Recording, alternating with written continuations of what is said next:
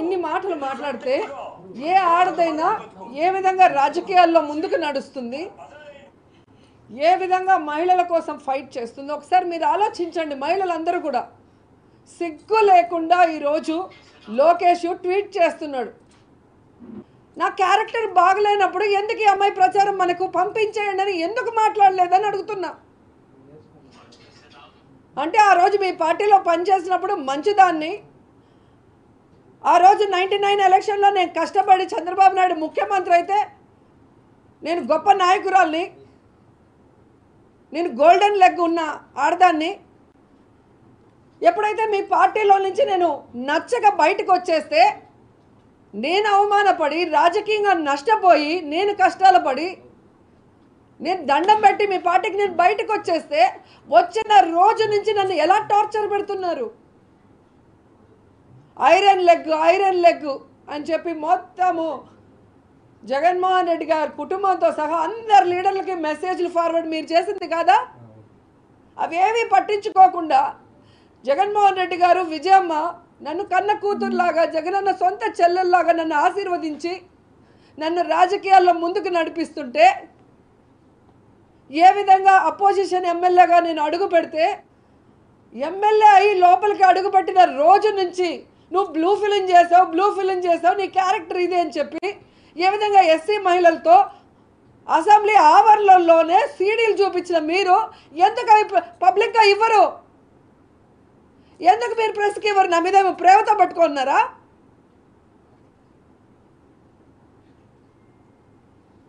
ఈరోజు సుప్రీంకోర్టులే ఆర్డర్ ఇచ్చినాయి ఆడదానికి నచ్చినట్టు బతకమని. మీరెవరు అడగటానికి అంటున్నా. ఎన్నేళ్ళు ఉన్నాయో వద్ద కిందకి ఎన్నేళ్ళు వచ్చుంటాయి బా?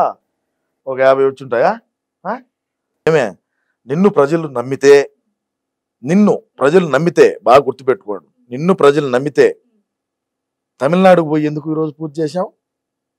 అదే తిరుమలకు పోయి దర్శనం చేసుకొని ఒక మైక్ ఒకటి పట్టుకో, నీకు ఒక యూట్యూబ్ ఛానల్ ఉన్నది కదా, ఏదో మొన్న మధ్య డిలీట్ చేసింది అట్లా గిని అవలే ఏదో ఒక పోల్లు పెట్టింది, మింగినారు జనాలు, డిలీట్ చేసింది.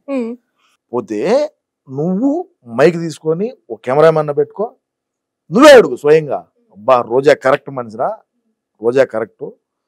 గత ప్రభుత్వంలో 2019 నుంచి 2024 వరకు జగనన్న ప్రభుత్వంలో కొండ మీద అన్న ప్రసాదాలు బాగుండాయా, వసతులు బాగుండాయా, లడ్డు బాగుండాదా, మీకు దర్శనం ఎన్ని గంటలకు జరుగుతుంది, అన్నదాన సత్రం లేకపోయి అన్నదానం కాడ మాట్లాడు, భక్తులు క్యూలో ఉంటారు దర్శనం, వాళ్ళ కాడిపోయి నువ్వు మాట్లాడు, అదేవిధంగా లడ్డు కౌంటర్ కాడిపోయి మాట్లాడు, అదేవిధంగా ప్రయాణికులతో బస్సులో పోయేటువంటి ప్రయాణికులతో మాట్లాడు. అన్యమత ప్రచారాలు చేసినారు, టికెట్ వెనకలు తెలిసినా మీకు? ఐజుడు విజయవాడ కింద మతాలు మార్పించారని నువ్వు కొండ మీదకి పోయి స్వయంగా భక్తుల్ని అడుగు. తమిళియన్ ఉంటారు, మలయాళం వాళ్ళు ఉంటారు, నార్త్ వాళ్ళు ఉంటారు, ఈస్ట్ వాళ్ళు ఉంటారు, వెస్ట్ అందరూ ఉంటారు, ముస్లింలు కూడా ఉంటారు, అందరూ డిక్లరేషన్ ఇచ్చిపోయి ఉంటారు. మా ఓడి మాదిరి కాదులే, అందరూ ఉంటారు కదా. ప్రతి ఒక్కరిని అడుగు. అడిగినప్పుడు నీకు తెలీదా ఏ ప్రభుత్వం బాగుండదు ఏంది కథ అని? నువ్వు తమిళనాడుకు పోయి తమిళనాడులో ప్రెస్ మీట్ పెట్టి ఆడ కుక్కమరినట్టు ఆడ మరక్కుంటే కొండ మీదకి వచ్చి మరగరాదా? కొండ మీదకి వచ్చి భక్తులతో మాట్లాడు, భక్తులను అడిగి తెలుసుకో స్వయంగా. మరి ఇంక నువ్వు నన్ను అడగటం ఎందుకు? అయిపోయింది చీన అయిపోయింది, పోయేదానికి భయము, పోయే పరిస్థితి లేదు, భక్తులేం ఊరికే ఉండరు.